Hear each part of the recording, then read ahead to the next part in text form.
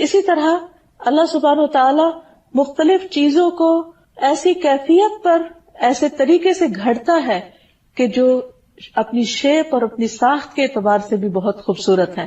تو اللہ سبحانہ و تعالی جو الخالق، البارئ اور المصور ہے، اللہ کی یہ صفت قرآن مجید کے علاوہ حدیث میں بھی بیان ہوئی ہے.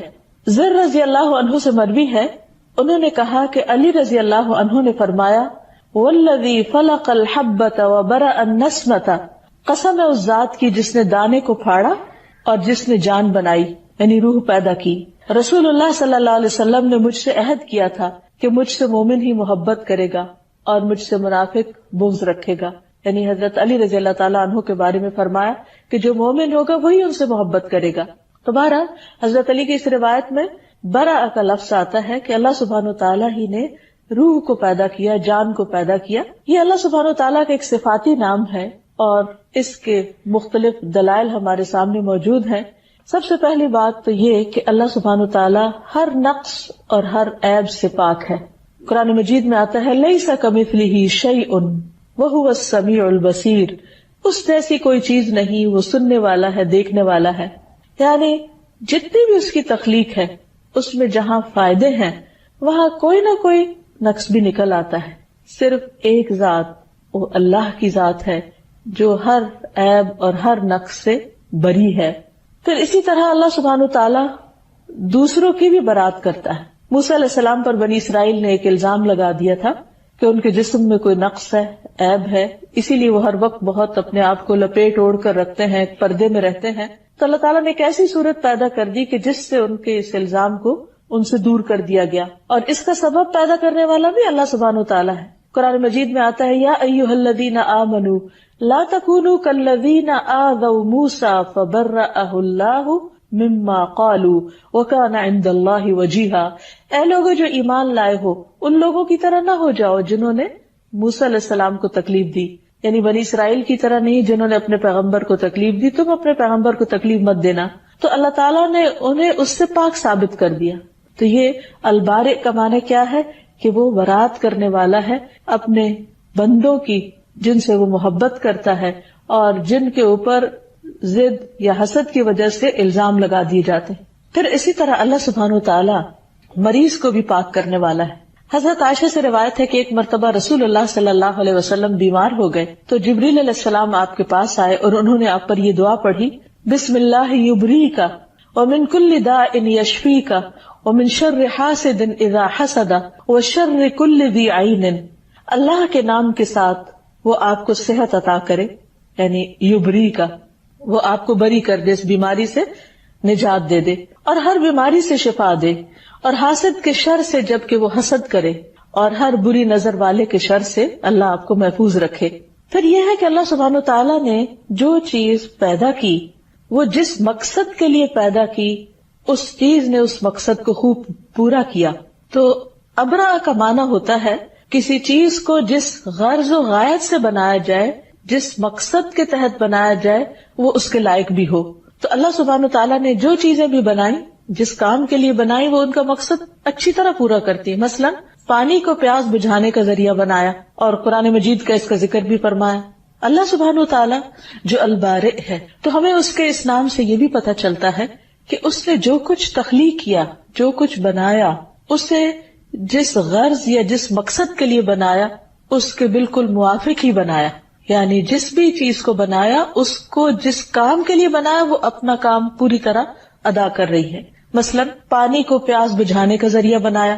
قرآن مجید میں اللہ تعالیٰ فرماتے ہیں وَمَا يَسْتَوِي الْبَحْرَانِ هَذَا عَذْبٌ فُرَاتٌ سَائِغٌ شَرَابُهُ وَهَذَا مِلْحٌ أُجَاجٌ وَمِنْ كُلٍّ تَأْكُلُونَ لَحْمًا طَرِيًّا وَتَسْتَخْرِجُونَ حِلْيَةً تَلْبَسُونَهَا وَتَرَى الْفُلْكَ فِيهِ مَوَاخِرَ لِتَبْتَغُوا مِنْ فَضْلِهِ وَلَعَلَّكُمْ تَشْكُرُونَ. اور دو سمندر برابر نہیں ہوتے. یہ میٹھا پیاس بجھانے والا ہے، یعنی ایک حصے کو اس نے میٹھا بنایا جس سے پیاس بجھائی جاتی، جس کا پانی آسانی سے حلق سے اترنے والا ہے، اور یہ نمکین ہے کڑوا، اور اس کی بھی ضرورت تھی، اس کا بھی ایک مقصد تھا، اور جس مقصد کے لیے اس کو بنایا وہ بھی پورا اپنا کام کر رہا ہے کہ اس میں ایسی مخلوق رہ سکے کہ جو میٹھے پانی میں نہیں رہ سکتی. اور ہر ایک میں سے تم تازہ گوشت کھاتے ہو اور زینت کا سامان نکالتے ہو جو تم پہنتے ہو، اور تو اس میں کشتیوں کو دیکھتا ہے، پانی کو چیرتی ہوئی چلنے والی ہیں، یعنی سمندر اس لیے بھی بنائے کہ اس کے اوپر سفر کیا جا سکے، کشتیاں چل سکیں، تاکہ تم اس کے فضل میں سے حصہ تلاش کرو اور تاکہ تم شکر ادا کرو.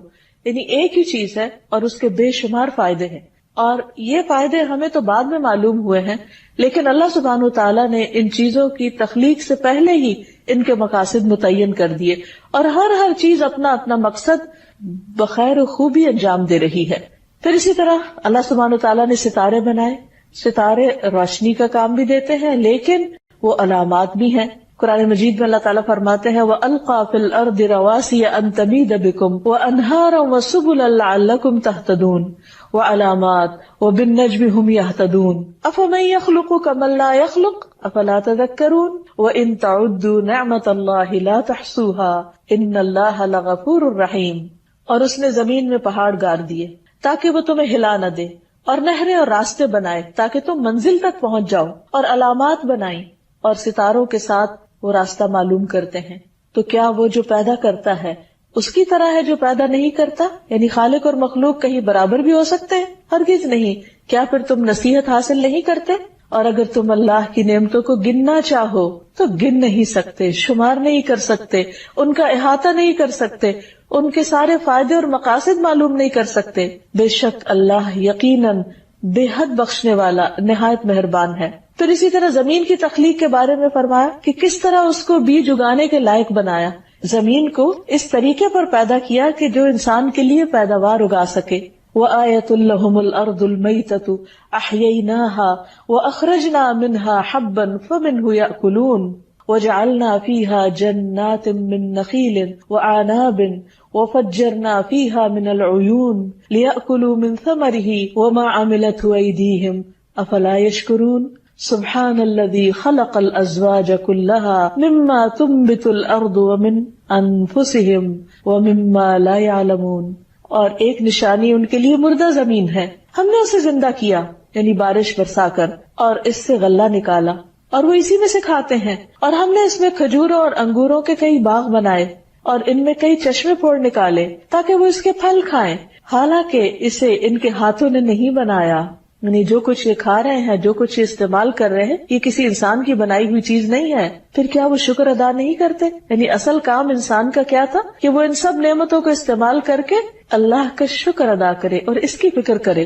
لیکن بندے اپنے حصے کا کام نہیں کرتے تو بھی اللہ سبحانہ وتعالیٰ کو کچھ فرق نہیں پڑتا. فرمایا پاک ہے وہ جس نے سب کے سب جوڑے پیدا کیے ان چیزوں سے جنہیں زمین اگاتی ہے، اور خود ان میں سے اور ان چیزوں سے جنہیں وہ جانتے نہیں. اب دیکھیے کہ یہ آیت 1400 سال پہلے نازل ہوئی اور اس میں ذکر کیا گیا ہے کہ ہر چیز کے اندر جوڑے موجود ہیں. اور کچھ عرصہ پہلے انسان نے یہ ڈسکور کیا کہ جوڑے صرف انسانوں یا حیوانوں میں نہیں، سمندروں میں بھی ہیں اور پہاڑوں میں بھی ہیں اور پودوں میں بھی ہیں اور باقی مخلوقات میں بھی ہیں. لیکن اس کا ذکر کب سے پہلے اللہ سبحانہ وتعالیٰ بیان فرما چکے ہیں. تو اس سے یہ پتہ چلتا ہے کہ اللہ سبحانہ وتعالیٰ نے جس چیز کو جس مقصد کے لیے پیدا کرنا تھا اسی کے لیے پیدا کیا، اور پھر وہ چیز مقصد پورا بھی کر رہی ہے، اور کس طرح اس کو جوڑوں کی شکل میں بنایا تاکہ وہ بہتر طور پر کام کر سکے. پھر اسی طرح بعض جانوروں کو بعض کی غذا کا ذریعہ بنایا، خود انسانوں کی غذا کا ذریعہ بنایا. فرمایا وَإِنَّ لَكُمْ فِي الْأَنْعَامِ لَعِبْرَةً نُسْقِيكُم مِّمَّا فِي بُطُونِهِ مِن بَيْنِ فَرْثٍ وَدَمٍ لَبَنًا خَالِصًا سَائِغًا لِلشَّارِبِينَ. اور بلا شبہ تمہارے لیے چوپاؤں میں یقیناً بڑی عبرت ہے. ہم ان چیزوں میں سے جو ان کے پیٹوں میں ہیں، گوبر اور خون کے درمیان سے تمہیں خالص دودھ پلاتے ہیں. سوچے انسان کہ جانور کیا کھاتا ہے اور کس طرح اس کے اندر وہ پروسیس ہوتا ہے اور کس شکل میں وہ باہر آتا ہے. یعنی اگر انسان دودھ پیتے ہوئے ایک لمحے کے لیے بھی اللہ سبحانہ وتعالیٰ کی اس قدرت پر غور کرے کہ یہ آیا کہاں سے ہے، یہ بنا کیسے ہے، تو انسان کی عقل حیران ہو جائے اور وہ واقعی اپنے الہ کو پہچان کر اس کے آگے جھک جائے. اور پھر فرمایا کہ یہ دودھ جو خالص دودھ پلاتے ہیں جو پینے والوں کے لیے حلق سے آسانی سے اتر جانے والا ہے، یعنی اس کا پینا بھی کچھ مشکل نہیں، اس کے اندر ایک لذت رکھی، غذائیت رکھی. پھر پھلوں کو بطور رزق بنایا، پھر مختلف رنگوں کے شہد کو شفا کا ذریعہ بنایا، يخرج من بطونها شراب مختلف ألوانه فيه شفاء للناس إن في ذلك لآية لقوم يتفكرون. ان کے پیٹوں سے پینے کی ایک چیز نکلتی ہے، یعنی مکھی کے پیٹ سے، جس کے رنگ مختلف ہیں، اس میں لوگوں کے لیے شفا ہے، بلا شبہ اس میں لوگوں کے لیے یقیناً ایک نشانی ہے جو غور و فکر کرتے ہیں. پھر اسی طرح اللہ سبحانہ وتعالیٰ نے مختلف کاموں کی مناسبت سے مختلف شکلوں میں مخلوق کو پیدا کیا. کسی کو رینگنے والا بنایا، کسی کو دوڑنے والا بنایا، کسی کو اڑنے والا بنایا. فرمایا وَمِنَ الْأَنْعَامِ حَمُولَةً وَفَرْشًا كُلُوا مِمَّا رَزَقَكُمُ اللَّهُ وَلَا تَتَّبِعُوا خُطُوَاتِ الشَّيْطَانِ إِنَّهُ لَكُمْ عَدُوٌّ مُبِينٌ. اور چوپاؤں میں سے کچھ بوجھ اٹھانے والے اور کچھ زمین سے لگے ہوئے ہیں، کھاؤ اس میں سے جو اللہ نے تمہیں رزق دیا ہے، اور شیطان کے قدموں کے پیچھے نہ چلو، بلا شبہ وہ تمہارا کھلا دشمن ہے. واللہ خلق کل دابۃ من ماء فمنهم من يمشي على بطنه ومنهم من يمشي على رجلين ومنهم من يمشي على أربع يخلق الله ما يشاء إن الله على كل شيء قدير. اور اللہ نے ہر چلنے والا جاندار ایک قسم کے پانی سے پیدا کیا. ان میں سے کوئی وہ ہے جو اپنے پیٹ کے بل چلتا ہے، کوئی وہ ہے جو 2 پاؤں پہ چلتا ہے، اور ان میں سے کوئی وہ ہے جو 4 پہ چلتا ہے. اللہ پیدا کرتا ہے جو وہ چاہتا ہے. یقیناً اللہ تعالیٰ ہر چیز پر خوب قدرت رکھتا ہے. یہ ہے اللہ البارئ، جس نے مختلف کاموں کی مناسبت سے مختلف شکلوں میں مخلوق کو پیدا کیا اور ہر ایک کو الگ تشخص عطا کیا، مخصوص شکل دی، مخصوص سائز دیا. کچھ کو اڑنے والا بنایا، کچھ کو تیرنے والا بنایا، کچھ کو رینگنے والا بنایا، کچھ کو دوڑنے والا بنایا. یہ سب کچھ اللہ رب العزت ہی کی تقسیم ہے، اور جیسی اس کی پروگرامنگ تھی اس کے مطابق اس نے ہر چیز کو وجود عطا کیا.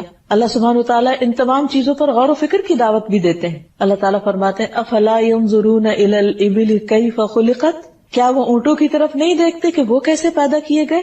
یعنی اللہ سبحانہ وتعالیٰ کی قدرت پر غور تو کرے. وَإِلَى السَّمَاءِ كَيْفَ رُفِعَتْ، آسمان کی طرف نہیں دیکھتے کہ کیسے وہ بلند کیا گیا.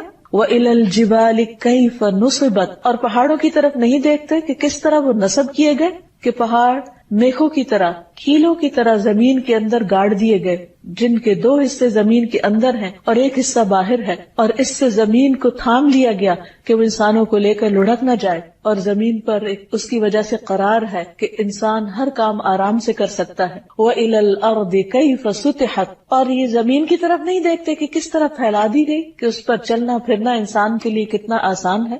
پھر اسی طرح آپ دیکھیے کہ جانوروں کے اندر مختلف ان کی اسپیشیز اور ان کے رنگ، نسل، شکل کے فرق کے علاوہ ان میں پھر تھوڑے تھوڑے فرق کے ساتھ مختلف چیزیں بھی پیدا کی. اللہ سبحانہ وتعالیٰ نے ہر جانور کا الگ مقصد بھی بنایا، اور صرف ایک نہیں، ایک ہی جانور کے کئی فائدے ہمیں عطا کیے. فرمایا وَالْأَنْعَامَ خَلَقَهَا لَكُمْ فِيهَا دِفْءٌ وَمَنَافِعُ وَمِنْهَا تَأْكُلُونَ وَلَكُمْ فِيهَا جَمَالٌ حِينَ تُرِيحُونَ وَحِينَ تَسْرَحُونَ وَتَحْمِلُ أَثْقَالَكُمْ إِلَى بَلَدٍ لَمْ تَكُونُوا بَالِغِيهِ إِلَّا بِشِقِّ الْأَنفُسِ إِنَّ رَبَّكُمْ لَرَءُوفٌ رَحِيمٌ وَالْخَيْلَ وَالْبِغَالَ وَالْحَمِيرَ لِتَرْكَبُوهَا وَزِينَةً وَيَخْلُقُ مَا لَا تَعْلَمُونَ.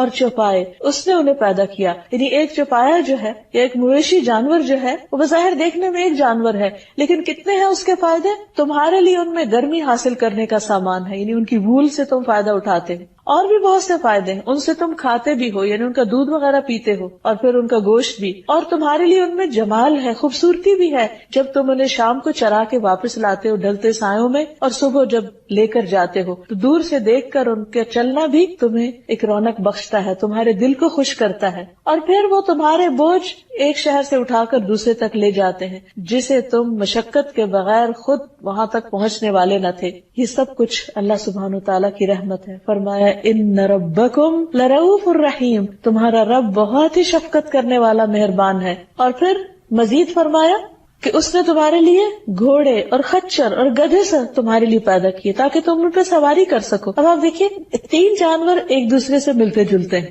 لیکن تینوں کا الگ الگ کام ہے. گھوڑے کا اپنا کام ہے، خچر کا الگ اور گدھے کا الگ. اللہ سبحانہ وتعالیٰ چاہتے تھے تینوں کا ایک ہی بنا دیتے، لیکن وہ سب کام نہیں کر سکتے. جو کام گدھا کر سکتا ہے وہ گھوڑا نہیں کر سکتا، اور جو کام گھوڑا کرتا ہے یا خچر کرتا ہے وہ گدھا نہیں کر سکتا. کسی کا سائز چھوٹا ہے، کسی کا بڑا ہے، کوئی تیز رفتار ہے، کوئی آہستہ چلتا ہے. تو یہ سب کچھ کس نے پلان کیا؟ کون جانتا تھا کہ انسان کو اپنے کاموں کے لیے کیسی کیسی سواریوں کی ضرورت ہوگی؟ اب ساتھ ہی فرمایا کہ تم ان پہ سوار ہو اور زینت بھی ہے، یعنی ان میں خوبصورتی بھی ہے، تمہارا دل بھی خوش ہوتا ہے ان کو دیکھ کر، اور وہ کچھ پیدا کرے گا جو تم نہیں جانتے، یعنی آئندہ بھی وہ پیدا کرتا رہے گا۔ اور حقیقت یہ کہ سواریوں کی مختلف قسمیں جو آج انسان دیکھ رہا ہے، چند سو سال پہلے انسانوں کے علم میں نہ تھی، اور آئندہ بھی معلوم نہیں کیا کچھ اللہ تعالیٰ پیدا کرنے والا ہے۔ پھر اسی طرح جب انسان کو اللہ سبحانہ وتعالیٰ کی اس صفت پر یقین ہو جائے، ایمان ہو جائے، تو انسان کو چاہیے کہ پھر اپنے رب سے دعا بھی کرے، کیونکہ وَلِلَّهِ الْأَسْمَاءُ الْحُسْنَى فَادْعُوهُ بِهَا، اللہ کے ہیں اچھے اچھے نام، انہیں ان ناموں کے ذریعے پکارو۔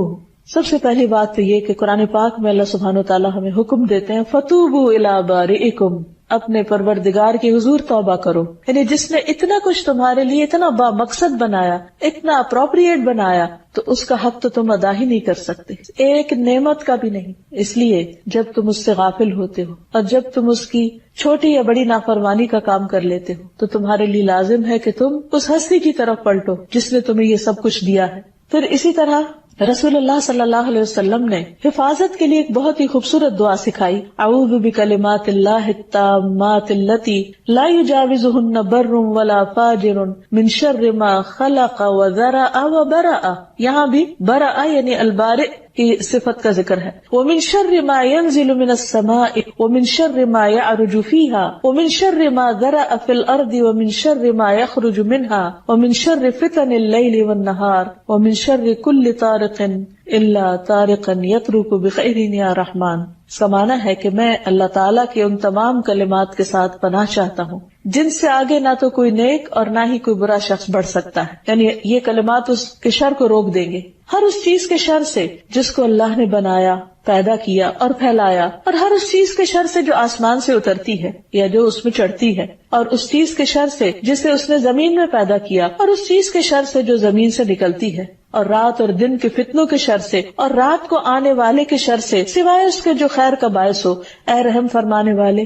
تو اس طرح انسان ہر طرح کے شر سے اپنے آپ کو بچانے کے لیے اپنے رب کا سہارا لیتا ہے اور اس کے دامن میں پناہ لیتا ہے ان دعاؤں کو مانگ کر۔ اسی طرح انسان کے لیے لازم ہے کہ وہ اللہ سبحانہ وتعالیٰ کے ساتھ ایسا تعلق قائم کرے کہ جس سے وہ اپنی زندگی کے مقصد کو پورا کر سکے اور بے مقصدیت سے نکلے، کیونکہ اللہ تعالیٰ نے ہر چیز کو ایک مقصد کے ساتھ ایک خاص طریقے پر پیدا کیا ہے۔ تو اس سے ہمیں کیا سبق ملتا ہے کہ جس رب نے مختلف چیزیں ایک خاص ڈیزائن کے ساتھ بنائی، ایک خاص سائز میں بنائی، ایک خاص رنگ میں بنائی تاکہ ہماری ضرورت پوری ہو سکے، اور وہ تمام چیزیں اسی کے مطابق عمل بھی کر رہی ہیں، اپنا مقصد بھی پورا کر رہی ہیں، تو پھر ہمارے لیے کیا لازم ہے کہ ہم بھی اپنی زندگی کا مقصد پورا کریں، اور وہ کیا ہے کہ اللہ کے حق کو سب کے حقوق پر زیادہ ترجیح دیں، اللہ سبحانہ تعالیٰ کے آگے جھک جائیں، اس کے ساتھ ایک گہرا تعلق قائم کریں، اور جب اس کی نعمتوں کو دیکھیں، اس کی تخلیق کو دیکھیں تو یا بارئ پکار اٹھیں۔ پھر ایک اور بڑی اہم بات یہ ہے کہ اللہ تعالیٰ نے جس چیز کو جس مقصد کے لیے پیدا کیا ہے، جس فطرت پر پیدا کیا ہے، اس کے مطابق اس کو استعمال کریں، اسے دوسری چیزوں میں استعمال نہ کریں، کیونکہ اس سے شر اور فساد پھیلتا ہے۔ مثلا نبی کریم صلی اللہ علیہ وسلم نے فرمایا، بنی اسرائیل میں سے ایک شخص بیل پہ سوار ہو کے جا رہا تھا، تو اس بیل نے اس کی طرف دیکھا اور کہا، سوار سے کہا، میں اس لیے نہیں پیدا کیا گیا، میری پیدائش تو کھیت میں ہل جوتنے کے لیے ہوئی ہے، یعنی اللہ سبحانہ تعالیٰ نے اسے ایک اور کام کے لیے پیدا کیا اور تم کوئی اور کام اس سے لے رہے ہو۔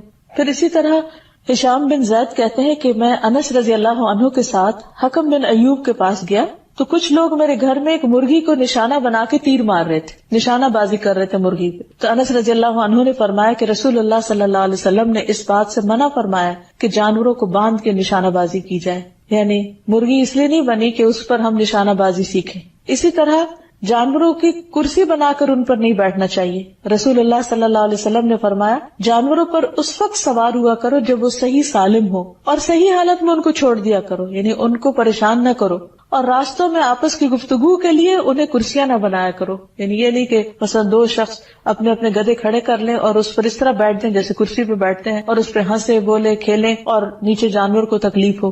وہ ایک بیلنس طریقے سے، متوازن طریقے سے جب انسان ان پہ سواری کرتا ہے اور وہ راستے پر چلتا ہے تو وہ اس پر بیٹھنا اور بات ہے، لیکن ان کو دوسرے طریقے سے استعمال کرنا یہ اس کی مرضی کے خلاف ہے۔ پھر اسی طرح یہ ہے کہ باقی تمام چیزوں میں بھی انسان اللہ سبحانہ وتعالیٰ کی تخلیق میں انٹرفیئرنس نہ کرے، یعنی پودوں کے اندر یا پانی کے اندر ایسے کام نہ کرے کہ جس سے زمین پر شر اور فساد پھیلے. لیکن انسان نے چونکہ ان تمام چیزوں کو بعض اوقات صحیح طور پر استعمال نہیں کیا، اسی وجہ سے آج ہم دیکھتے ہیں کہ دنیا بھر میں بہت زیادہ ایٹماسفیئر کے اندر تبدیلی اور تغیر کا جو مسئلہ پیدا ہو گیا ہے، جو خطرہ ہم سب کے اوپر منڈلا رہا ہے کہ کس طرح ویدر چینج ہو رہے ہیں، کس طرح بارشوں کے موسم اور باقی تمام چیزوں کے اندر تبدیلی پیدا ہو رہی ہے. اوزون لیئر کے اندر رکھنے پیدا ہو گئے ہیں جس کو انسان کی ایک طرح سے حفاظت کے لیے اللہ سبحانہ وتعالیٰ نے رکھا، لیکن انسان نے اللہ کی مخلوق کو یا اللہ کی بنائی ہوئی چیزوں کو جب مس یوز کیا یا ان کاموں کے لیے نہیں کیا جن کے لیے وہ پیدا کی گئی تھی، تو اس سے اس کو خود ہی تکلیف ہوئی یا اس کے لیے مشکلات کھڑی ہو گئی. انسان کو یہ حق بھی نہیں کہ اللہ کی بنائی ہوئی چیزوں کا جو مقصد اللہ تعالیٰ نے متعین کیا یا جس چیز پر اللہ نے ان کو بنایا اس میں کسی قسم کی خلل اندازی کرے.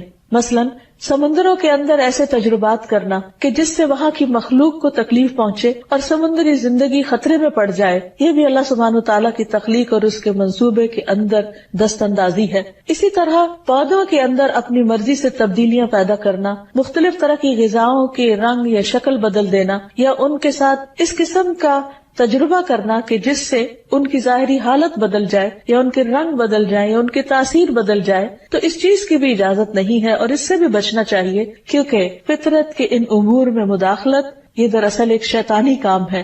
شیطان نے یہ کہا تھا وَلَآمُرَنَّهُمْ فَلَا يُغَيِّرُنَّ خَلْقَ اللَّهِ، میں انہیں حکم دوں گا اور یہ اللہ کی خلق کو بدل دیں گے. یعنی اللہ سبحانہ وتعالیٰ نے چیزوں کو جس رنگ میں، جس ڈھنگ میں، جس مقصد کے لیے پیدا کیا ہے وہ انسانوں کو اس مقصد سے پھیر دیں گے. تو ان چیزوں سے بچنا بھی نہایت ضروری ہے. اللہ سبحانہ وتعالیٰ جو ہر چیز کا خالق ہے اور جس نے ہر چیز کو ایک مقصد کے لیے پیدا کیا ہے، وہ مقصد کیا ہے کہ یہ تمام چیزیں انسان کی خدمت کریں. لیکن انسان نے بعض اوقات اللہ تعالیٰ کی اس تخلیق کو خود اللہ کے برابر قرار دے دیا اور انسان اللہ کو پوجنے کی بجائے شجر اور حجر کو پوجنے لگے، درختوں اور پتھروں کو پوجنے لگے. تو البارئ پر ایمان لانے کا ایک تقاضا یہ بھی ہے کہ ہم نہ صرف یہ کہ اس شرک سے پرہیز کریں بلکہ اس شرک سے بیزاری کا اعلان بھی کریں، اس سے برات کا اظہار بھی کریں. قرآن مجید میں اللہ تعالیٰ فرماتے ہیں قُلْ أَيُّ شَيْءٍ أَكْبَرُ شَهَادَةً قُلِ اللَّهُ شَهِيدٌ بَيْنِي وَبَيْنَكُمْ وَأُوحِيَ إِلَيَّ هَذَا الْقُرْآنُ لِأُنذِرَكُمْ بِهِ وَمَنْ بَلَغَ أَإِنَّكُمْ لَتَشْهَدُونَ أَنَّ مَعَ اللَّهِ آلِهَةً أُخْرَى قُلْ لَا أَشْهَدُ قُلْ إِنَّمَا هُوَ إِلَٰهٌ وَاحِدٌ وَإِنَّنِي بَرِيءٌ مِّمَّا تُشْرِكُونَ. کہہ دیجئے کون سی چیز گواہی میں سب سے بڑی ہے؟ کہہ دیجئے اللہ میرے درمیان اور تمہارے درمیان گواہ ہے اور میری طرف یہ قرآن وحی کیا گیا تاکہ میں تمہیں اس کے ساتھ خبردار کروں اور اسے بھی جس تک یہ پہنچے. کیا بے شک تم واقعی گواہی دیتے ہو کہ بے شک اللہ کے ساتھ کچھ اور معبود بھی ہیں؟ کیا واقعی عقل مانتی ہے اس بات کو کہ اللہ کی مخلوق خالق کے برابر بھی ہو سکتی ہے؟ کہہ دیجئے میں تو یہ گواہی نہیں دیتا. آپ کہہ دیجئے کہ وہ تو صرف ایک ہی معبود ہے اور بے شک میں اس سے بری ہوں جو تم شریک ٹھہراتے ہو. افسوس یہ ہے کہ انسان جس کو اللہ سبحانہ وتعالیٰ نے عقل دی تھی، سوچنے سمجھنے کی صلاحیت دی تھی، غور و فکر کی صلاحیت دی تھی، کہ اگر اس کے پاس کتاب وحی نہ بھی ہوتی تو بھی وہ اس عقل کے ساتھ مخلوق کی عبادت نہ کرتا. لیکن جب انسان اس درجے پر اتر آتا ہے تو اللہ سبحانہ وتعالیٰ اس چیز کو، اس سے برات کا اعلان کرتے ہیں، اس سے بیزاری کا اظہار کرتے ہیں اور اپنے حبیب محمد صلی اللہ علیہ وسلم کو بھی اس بات کا حکم دیتے ہیں کہ آپ بھی اعلان کر دیجئے کہ میں اس سے بری ہوں جو بھی تم اللہ کا کسی کو شریک بناتے ہو. پھر اسی طرح اللہ سبحانہ وتعالیٰ کی دی گئی خبروں میں شک کرنے سے بھی برات کا اعلان کرنا چاہیے. ہر اس شک اور شبہ سے بری ہونا چاہیے جو اللہ تعالیٰ کی دی ہوئی کسی خبر کے مخالف ہو. مثلاً اللہ تعالیٰ نے آخرت کے بارے میں بہت ساری ایسی باتیں ہمیں بتائی ہیں کہ جو ابھی ہمارے مشاہدے میں تو نہیں آ سکتی، لیکن وحی کے ذریعے ہمیں ان کی خبر دے دی گئی ہے. مثلاً جنت، جہنم، قبر کے اندر جو عذاب، جزا اور سزا ہے، سوال و جواب کا سلسلہ ہے. اسی طرح قیامت کے دن، حشر کے دن کا جو منظر بیان کیا گیا ہے. تو ان تمام چیزوں پر ایمان لانا ہمارے لیے ضروری ہے، اور اگر کوئی ان میں شک کرے تو اس سے برات کا اعلان کرنا چاہیے، کہ ہم تمہارا ساتھ نہیں دیتے اور ہم ان چیزوں پر ایمان رکھنے والے ہیں۔ سورۃ یونس میں اللہ تعالیٰ فرماتے ہیں فَإِن كُنتَ فِي شَكٍّ مِّمَّا أَنزَلْنَا إِلَيْكَ فَاسْأَلِ الَّذِينَ يَقْرَؤُونَ الْكِتَابَ مِن قَبْلِكَ لَقَدْ جَاءَكَ الْحَقُّ مِن رَّبِّكَ فَلَا تَكُونَنَّ مِنَ الْمُمْتَرِينَ۔ پھر اگر تو اس کے بارے میں کسی شک میں ہے جو ہم نے تیری طرف نازل کیا ہے تو ان لوگوں سے پوچھ لے جو تجھ سے پہلے کتاب پڑھتے ہیں، بلا شبہ یقیناً تیرے پاس تیرے رب کی طرف سے حق آیا ہے، سو تو ہرگز شک کرنے والوں میں سے نہ ہو۔ یعنی آپ پورا اس پر یقین رکھیں کہ آپ کو جو کچھ بتایا گیا ہے وہ وحی الہی سے ہے اور بالکل درست معلومات پر مبنی ہے، اور آپ ان لوگوں کے ساتھ موافقت مت کیجیے کہ جو ان اخبار کے بارے میں، ان چیزوں کے بارے میں شک کرتے ہیں۔ رسول اللہ صلی اللہ علیہ وسلم نے فرمایا اللہ عز و جل کے نزدیک سب سے افضل ایمان وہ ہے جس میں کوئی شک نہ ہو، یعنی انسان اللہ تعالیٰ کے بارے میں اور جن چیزوں کے بارے میں اس نے ہمیں بتایا ہے اس کو ہم اس طرح مانے گویا ہماری آنکھوں نے ان سب چیزوں کو دیکھا ہے۔ اسی طرح کچھ ایسی چیزیں ہیں کہ جن کو ماننا ہمارے ایمان کا حصہ ہے، مثلا تقدیر ہے، تو اگر کوئی شخص تقدیر کو نہ مانے تو یہ بات بھی درست نہیں، اور تقدیر کے منکر سے بھی بری ہونا ضروری ہے۔ یحییٰ ابن یعمر فرماتے ہیں کہ جس شخص نے سب سے پہلے تقدیر کے مسئلے میں گفتگو کی یعنی انکار کیا وہ بصرہ کا معبد الجہنی تھا۔ پس میں اور حمید بن عبد الرحمن ہمیری حج یا عمرے کے ارادے سے نکلے۔ ہم نے کہا کاش رسول اللہ صلی اللہ علیہ وسلم کے کسی صحابی سے ہماری ملاقات ہو جائے جس سے ہم ان لوگوں کے بارے میں کچھ پوچھ سکیں